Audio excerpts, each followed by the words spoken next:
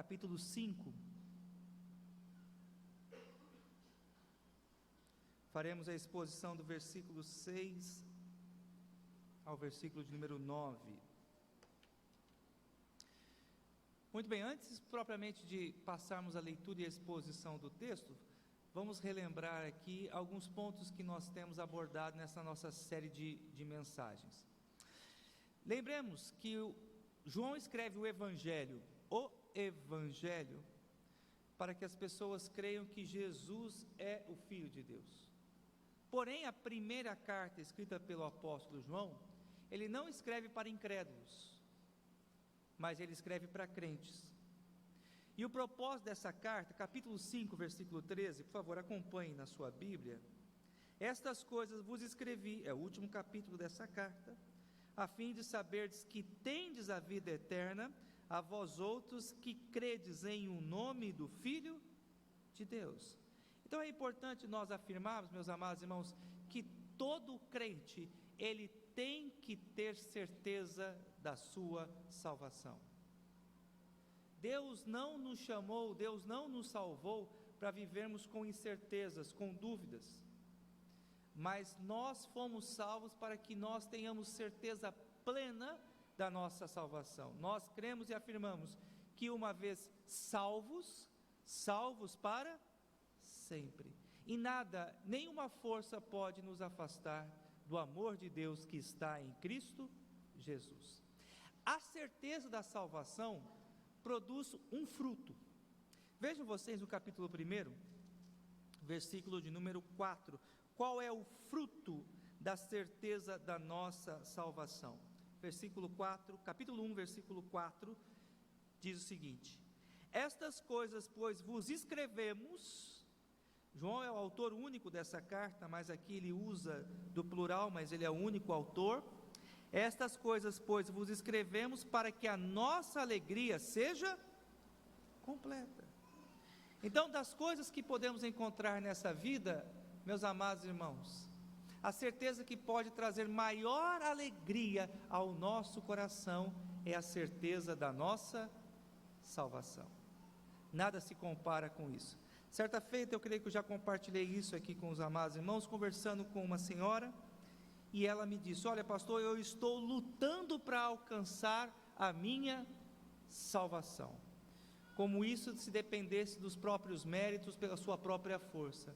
Nós cremos, meus amados irmãos, é bom que todos nós entendamos essa verdade, que nós fomos salvos pela fé em Cristo Jesus, e que nós servimos e que nós nos dispomos a fazer a obra de Deus, não para alcançar a salvação, mas servimos porque já fomos salvos.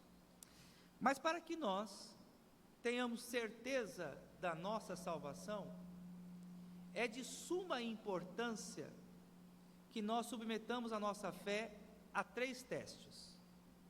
O primeiro teste é o teste do amor. Vejam vocês, o capítulo de número 2 dessa mesma carta, versículo 8, de 8 a 10, capítulo 2, de 8 a 10, o primeiro teste. Todavia vos escrevo novo mandamento, aquilo que é verdadeiro nele e em vós, porque as trevas se vão dissipando e a verdadeira luz já brilha.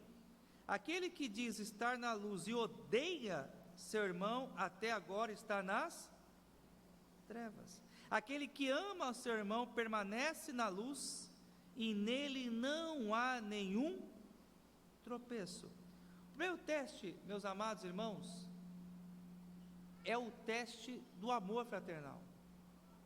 Como é que eu posso ter certeza quanto à minha salvação? Eu vou ter certeza da minha salvação se eu amar o meu irmão. Quem tem ódio no coração não pode ter certeza da sua salvação. Quem odeia ao seu irmão não pode se dizer salvo. Pelo contrário, o ódio é um sinal de que esta pessoa permanece até agora nas trevas. O segundo teste é o teste da obediência. Vejam vocês, meus amados irmãos, o versículo 3 a 5. Ora, sabemos que o temos conhecido por isto, se guardamos os seus mandamentos. Aquele que diz eu o conheço e não guarda os seus mandamentos é mentiroso, e nele não está a verdade. Aquele, entretanto, que guarda a sua palavra, nele verdadeiramente tem sido aperfeiçoado o amor de Deus, e nisto sabemos que estamos nele. Portanto, meus amados irmãos, eu e você podemos ter plena certeza da nossa salvação quando nós nos esforçamos para obedecer a palavra de Deus. Só quero destacar aquilo que eu já falei anteriormente para que não haja confusão. Ninguém é salvo pelas suas obras, mas uma das evidências do salvo, ele se esforça para viver em obediência. O crente peca? Peca. Tanto é que no capítulo 2, versículos de 1 a 2, do mesmo capítulo que nós acabamos de ler, o apóstolo João nos mostra claramente que se porventura viermos a pecar, nós podemos ter paz em nosso coração, porque nós temos um advogado junto ao Pai, que é Cristo Jesus, e Ele é a propiciação pelos nossos pecados, Ele é o sacrifício pelos nossos pecados. Então, portanto, nós podemos descansar nisso. Me permita lhe fazer uma pergunta: você tem procurado obedecer a palavra do Senhor? Você tem procurado viver uma vida de retidão diante de Deus? Se no teu coração há esse desejo, se você tem essa disposição de viver uma vida reta diante de Deus, isso é um sinal claro de que você pertence a Deus, de que você é filho da promessa, de que você foi lavado pelo precioso sangue de Jesus. E o terceiro teste, é o que nós vamos estudar nessa noite, é o teste doutrinário. Para que eu tenha certeza quanto à minha salvação, eu preciso ter a minha fé centrada em Cristo Jesus. A palavra de Deus é clara, por isso quem crê no Filho tem a vida eterna. Então eu posso ter certeza da minha salvação por causa da fé, da doutrina que eu tenho acerca de Cristo Jesus. Amados irmãos, me permita compartilhar aqui com vocês uma preocupação que eu tenho. Eu já ouvi algumas declarações como essas em arraiais presbiterianos. Menos doutrina, mais Jesus. A igreja, ela precisa de menos doutrina e mais Jesus. Amados irmãos, esse é um pensamento totalmente equivocado. Não dá para nós desassociarmos o ensino do verdadeiro Cristo da doutrina cristã. Por que eu digo isso? Muitas pessoas podem ter um conhecimento de Cristo, mas um determinado conhecimento não é suficiente para a salvação. Talvez você vá até se assustar. Não é só dizer eu creio em Cristo. Mas pastor, o senhor está se contradizendo, porque agora o senhor acabou de dizer que eu preciso crer em Cristo Jesus. Deixa eu fundamentar o meu argumento. Abra a sua Bíblia, por gentileza, no Evangelho de João, capítulo 3. Deixa o capítulo 5 marcado, agora nós vamos lá para o Evangelho, ok? O Evangelho de João.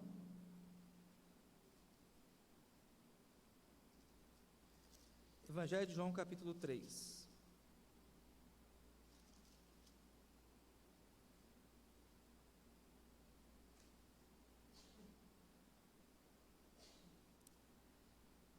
Nós vamos falar sobre o encontro de Jesus com Nicodemos.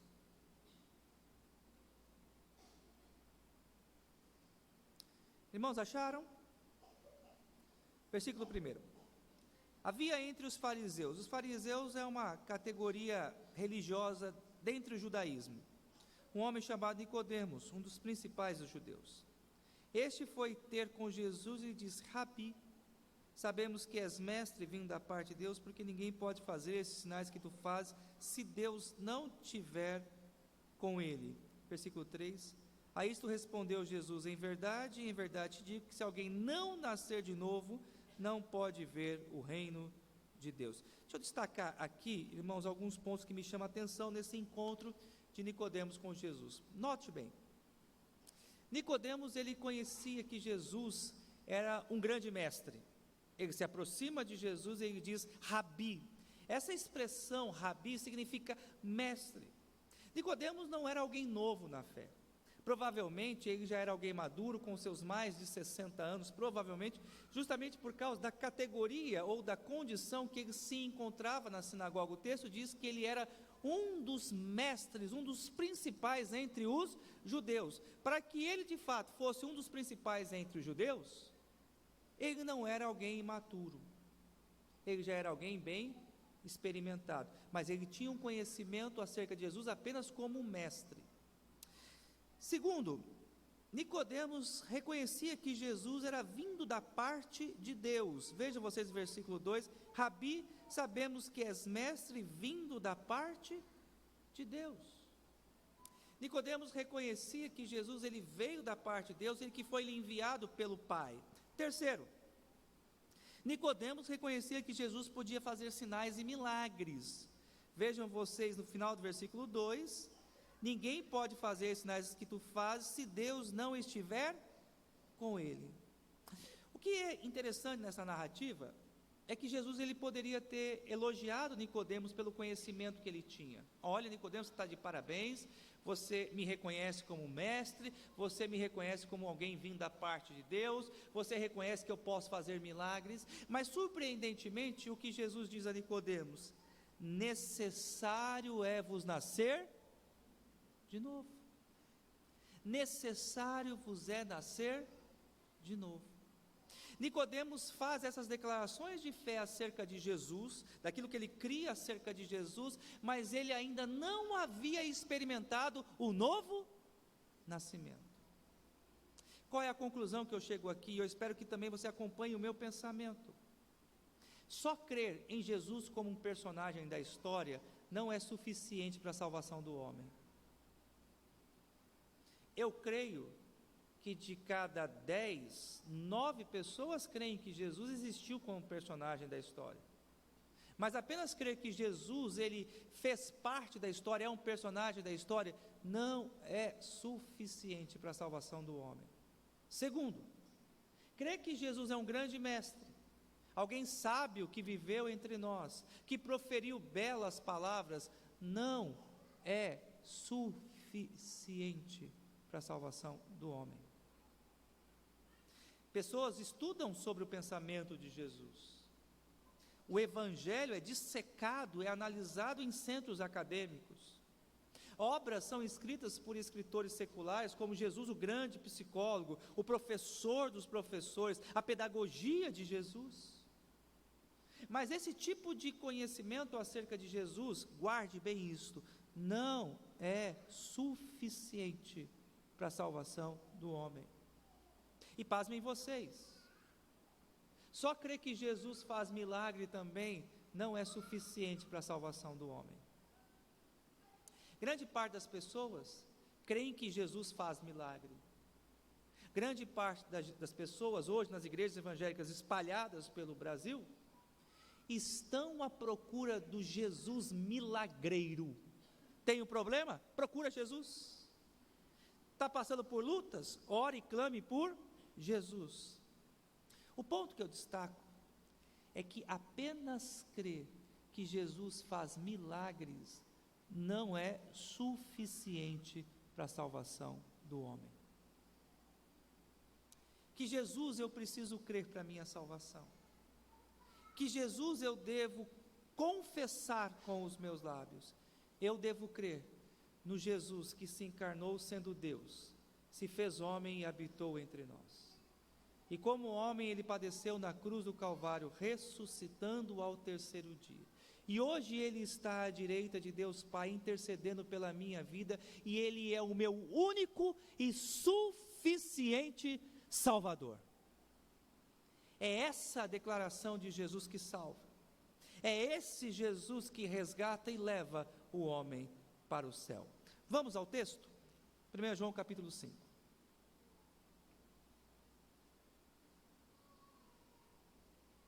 O que nós pretendemos estudar com a igreja nessa noite é que o apóstolo João apresenta aqui 3 testemunhas da encarnação de Jesus. As 3 testemunhas da encarnação de Jesus é o tema da nossa mensagem nessa noite. Vejam vocês o versículo 6.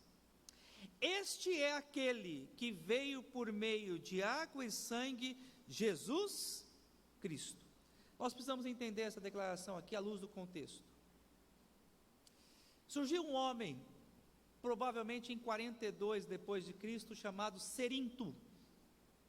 E ele começou a disseminar as suas ideias heréticas na igreja de Corinto. Não confunda Cerinto com Corinto. Esse homem, ele começou a ensinar que Jesus, ele não tinha forma humana, que Jesus, ele não veio em carne. E por que ele falava isso? Porque segundo a filosofia platônica, a matéria é má.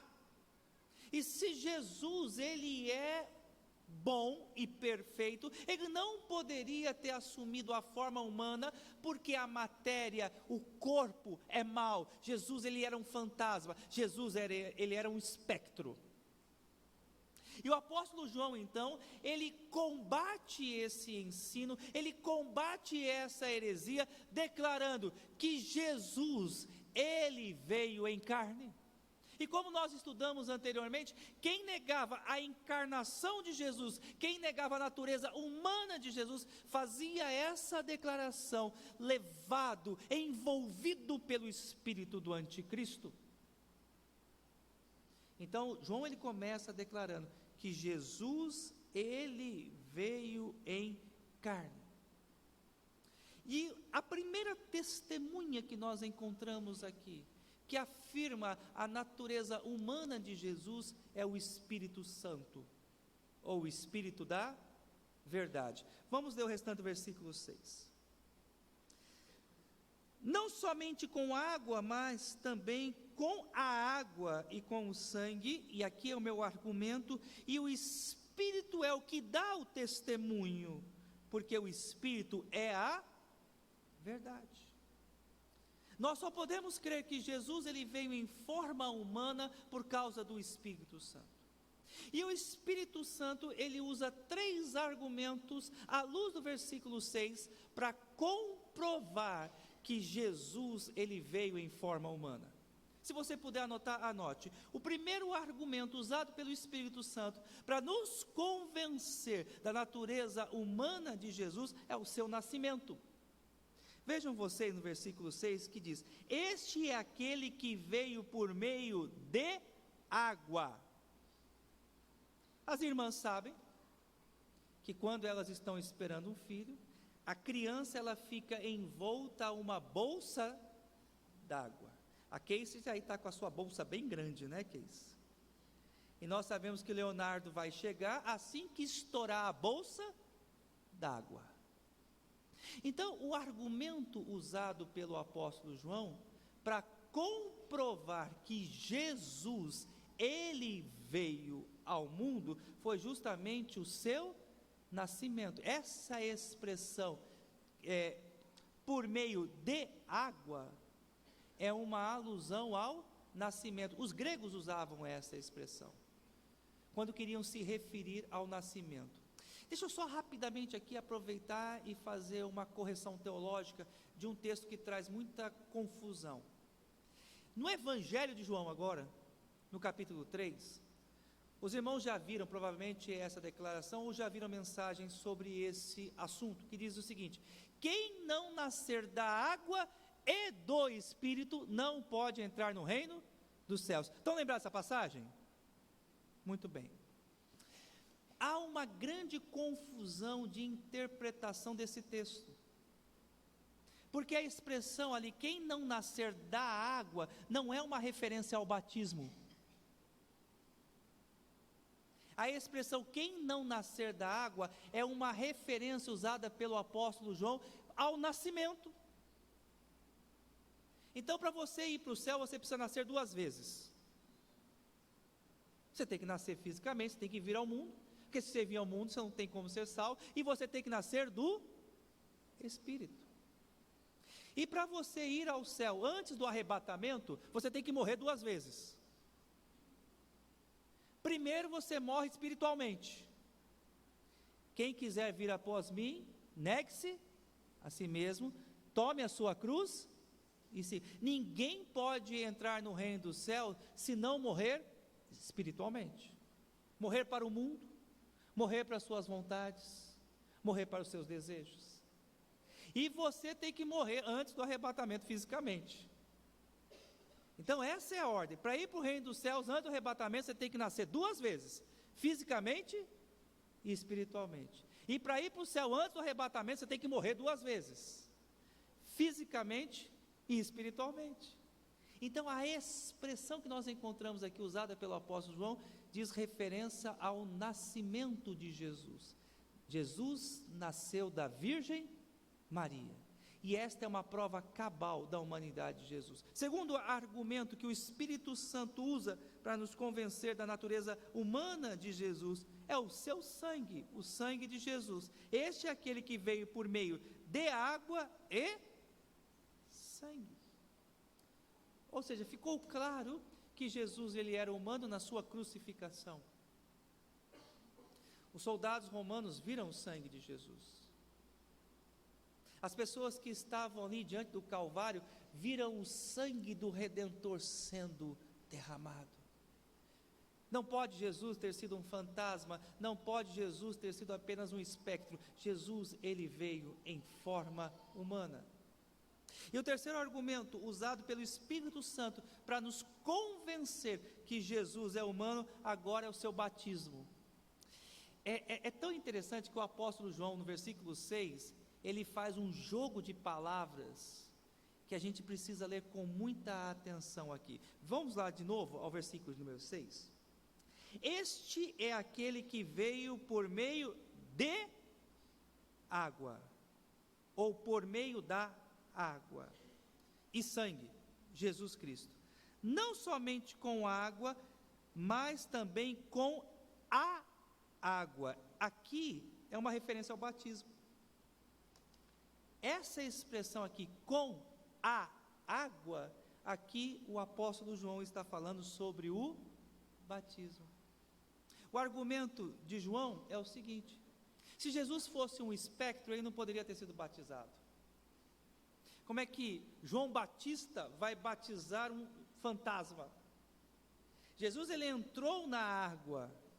Jesus ele foi batizado, ele recebeu as águas do batismo, então somente um homem pode ser batizado. Então eu creio no nascimento virginal de Cristo, eu creio que Jesus ele sangrou na cruz, e eu creio que ele foi batizado pelo Espírito da verdade. Eu só creio na humanidade do meu Redentor, porque o Espírito Santo de Deus me conduz à verdade.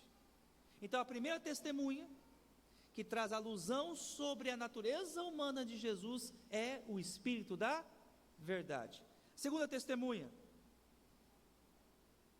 o céu, versículo de número 7. Pois há 3 que dão testemunho, no céu, o Pai, a Palavra e o Espírito Santo, e estes 3 são um. Agora o apóstolo João convoca mais uma testemunha, e a sua testemunha é o céu. Ele convocou o Espírito da verdade, como nós vimos anteriormente, e agora o céu. E no céu também nós temos 3 que dão o testemunho da humanidade de Jesus. Primeiro o Pai, e aqui provavelmente o apóstolo João faz uma referência ao batismo de Jesus. Lembremos que quando Jesus ele foi batizado, o céu se abriu e ouviu-se uma voz vinda do céu que dizia: este é o meu filho amado em quem me comprazo. Então o próprio Pai do céu declara a natureza humana do seu filho Jesus. Segundo testemunho, a palavra. Porque eu e você podemos crer que Jesus ele veio em forma humana? Porque eu e você podemos crer que Jesus assumiu a forma semelhante ao homem por causa do Evangelho? E eu e você precisamos crer que o Evangelho, a palavra de Deus, não é um livro escrito apenas por homens, mas por homens santos, inspirados pelo Espírito Santo. O Evangelho veio do céu. A palavra de Deus, ela é divina, ela veio do alto céu, e ela testifica que Jesus veio em forma humana. O terceiro elemento que nós encontramos no céu, que testifica também que Jesus, ele veio em forma humana, é o Espírito Santo.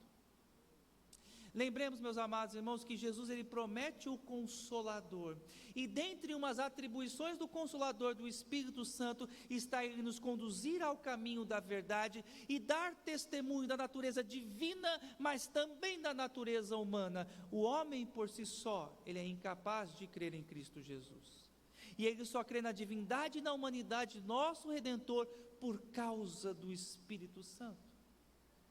A terceira testemunha que nós encontramos, a terra, versículo de número 8, e 3 são os que testificam na terra. Primeiro, o Espírito. Mais uma vez o apóstolo João invoca o Espírito. Ele quer com isso trazer à nossa memória, a memória dos seus leitores, que o Espírito Santo, ele atua na igreja, ele está presente entre nós. O Espírito Santo não é uma força, não é uma energia, mas ele é o Deus que se faz presente na igreja, é o Deus que sustenta a igreja, é o Deus que conduz a igreja ao caminho da verdade. Amados irmãos, não nos esqueçamos que uma das principais atribuições do Espírito Santo é conduzir a igreja à verdade e fazer com que a igreja conserve a verdade. Então nós precisamos entender que a palavra e o Espírito caminham juntos. Nós só cremos na palavra por causa do Espírito. E aqui temos também um outro testemunho, a água. E aqui o apóstolo João está falando sobre aquilo que nós já mencionamos anteriormente, o nascimento de nosso Redentor e o sangue. Mais uma vez, a alusão ao sacrifício de Jesus. Então, na terra, o nosso Redentor, ele nasceu, ele veio ao mundo, a água, e o nosso Redentor, ele morreu na cruz, o sangue. E diz o texto, e os 3 são unânimes num só propósito. Qual o propósito? Atestar a humanidade de Jesus. Mas além dessas 3 testemunhas, o Espírito da verdade, versículo 6, o céu, versículo 7, a terra, o versículo 8, nós temos então a conclusão dessa sessão, versículo de número 9. Se admitirmos o testemunho dos homens, que afirmaram que Jesus veio de forma humana, o testemunho de Deus é maior. Ora, este é o testemunho de Deus que ele dá acerca do seu Filho, ou seja, que Jesus, o Filho do Deus vivo, ele veio em forma humana. Mas talvez você pergunta, pastor, qual que é a importância dessa mensagem, qual que é o sentido e o significado disso que vimos nessa noite? Ok, então eu quero fazer aqui algumas considerações e eu chamo a sua atenção. Primeiro, igreja, não despreze a doutrina. Não despreze o ensino. Meus amados irmãos, nós precisamos entender que um ensino errado, um ensino herético, pode conduzir o homem à perdição. Eu me entristeço hoje por ver o cenário da igreja evangélica brasileira. Muitas pessoas estão dentro da igreja, mas não conhecem o Jesus que salva. Não conhecem o Jesus que conduz à salvação e à vida eterna. Nós, como igreja, precisamos sustentar a verdade e levar a verdade a esses que estão perdidos. Portanto, meus amados irmãos, nós, como igreja, não podemos desprezar a doutrina. Um ensino errado, um ensino herético pode ser fatal. Segunda consideração que eu faço aqui, meus amados irmãos, cuidado com as pessoas que estão próximo a você, ou cuidado também com os programas de televisão dito religioso, dito evangélico. Você pode muitas vezes pensar que está se alimentando de pão, mas você pode estar bebendo veneno na sua casa, permitindo que a heresia entre no seu lar e contamine o coração dos seus filhos, dos seus entes queridos. Vejam você, por gentileza, o capítulo 2, sobre a seriedade da questão doutrinária. A segunda carta do apóstolo João, a segunda carta do apóstolo João, só tem um capítulo, só o capítulo 1, o versículo 9 e 10. A palavra do Senhor assim nos diz: todo aquele que ultrapassa a doutrina de Cristo e nela não permanece, não tem Deus. O que permanece na doutrina, igreja, veja a importância de doutrina, o que permanece na doutrina. E a gente ouve pessoas dentro da igreja dizendo, menos doutrina, sendo que o que salva é a doutrina correta, o que conduz à salvação é o ensino correto. O que permanece na doutrina, esse tem tanto o Pai como o Filho. Se alguém vem ter convosco, aqui foi meu alerta como pastor, e não traz esta doutrina, que doutrina é essa? De quem é Jesus, o Deus que fez homem e habitou entre nós, e que é o nosso único Salvador, não o recebais em casa, nem lhe deis as boas vindas. Cuidado com quem você ouve, cuidado com os programas que você assiste. Como eu disse, você pode estar procurando pão, mas pode estar bebendo veneno. E por último, afirmamos aqui, meus amados irmãos, a suficiência da salvação em Cristo Jesus. Qual é o assunto mais importante da igreja? Jesus. Qual é a principal mensagem da igreja? O Evangelho. O que pode levar o homem a ter a salvação e a vida eterna? A fé em Cristo Jesus. Portanto, meus amados irmãos, nós precisamos entender que o caminho que leva para o céu, ele é exclusivo. Ele está centrado em Cristo Jesus. O homem não precisa de mais nada para ser salvo. Todo o acréscimo que se faz à obra de Cristo, meus amados irmãos, nós devemos repudiar e rejeitar. Algumas pessoas dizem, olha, crer em Cristo não é suficiente, você precisa guardar o sábado, você não pode comer isso, você não pode fazer aquilo, você tem que se vestir assim. Amados irmãos, isto é heresia. Quem salva é Cristo Jesus. A nossa fé tem que estar centrada única e exclusivamente nele. Portanto, quando falamos do Evangelho, é importante que nós entendamos que nós não pregamos nossa denominação, que nós não oferecemos a solução dos problemas do homem. A mensagem do Evangelho consiste em anunciar que Jesus, ele é o nosso único e suficiente Salvador. Que o Senhor nos desperte como igreja, que nós, irmãos, estejamos sempre firmados na doutrina que salva, Cristo Jesus, e que nós levemos essa mensagem àqueles que estão perdidos. Amém, igreja? Vamos colocar em pé e vamos exaltar a Cristo Jesus, vamos bendizer ao Cordeiro Santo, que veio ao mundo, que nos redimiu e que nos salvou. Vamos exaltar ao único e verdadeiro Deus, aquele que se fez homem, sofreu, e pela sua ressurreição, nós temos a plena certeza da vida eterna.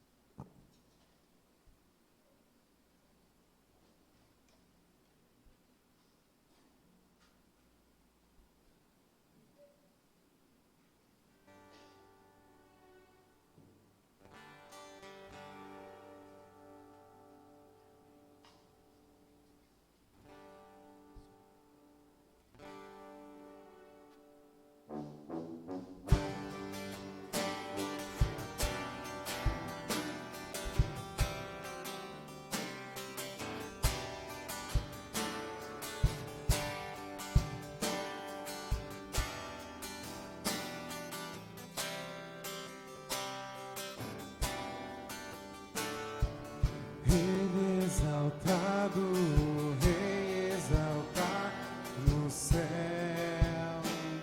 eu louvarei. Ele exaltado para sempre.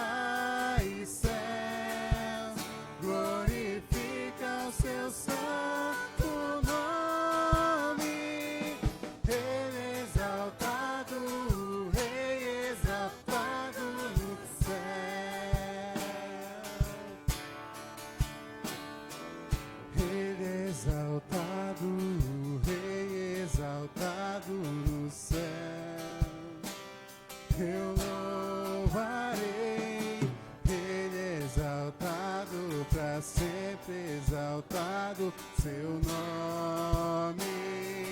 Louvarei.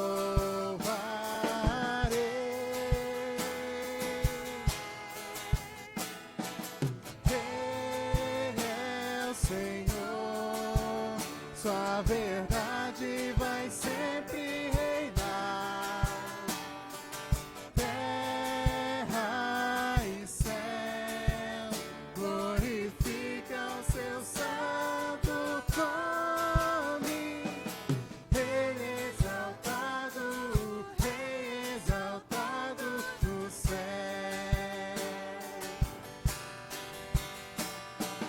Ele é o Senhor, sua verdade vai sempre reinar.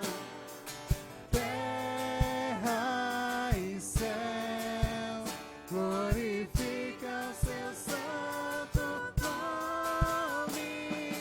Ele é exaltado, Rei exaltado no céu.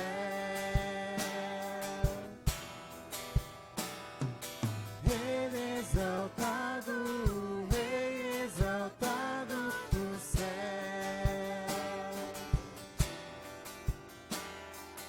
Ele é exaltado, Rei exaltado no céu.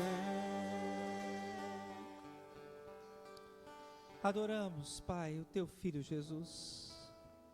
Adoramos ao Cordeiro. Adoramos a estrela da manhã. Ao nosso Redentor que nos amou de forma sacrificial.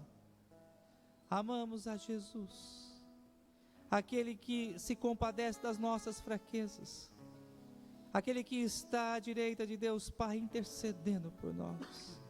Amamos a Jesus como nosso único e suficiente Redentor. Amamos a Jesus porque Ele nos amou primeiro. Recebe, Senhor, a adoração ao Teu Filho. Recebe, ó Pai, a exaltação a Cristo, o nosso Cordeiro, a nossa esperança, a certeza que temos da vida eterna está em Teu Filho, Pai. Nós magnificamos a Cristo neste lugar. Nós os rendemos e adoramos ao Cordeiro, ao amar das nossas almas. Seja para sempre o louvor desta igreja a Cristo Jesus. E em nome dele nós oramos. Amém. Que a tua graça, ó Deus, esteja sobre o teu povo. Que a salvação que há em Cristo Jesus permaneça sempre em nossos corações. E que as doces e ternas consolações do Espírito Santo de Deus continuem sendo derramadas sobre nós hoje e para todos sempre. Amém.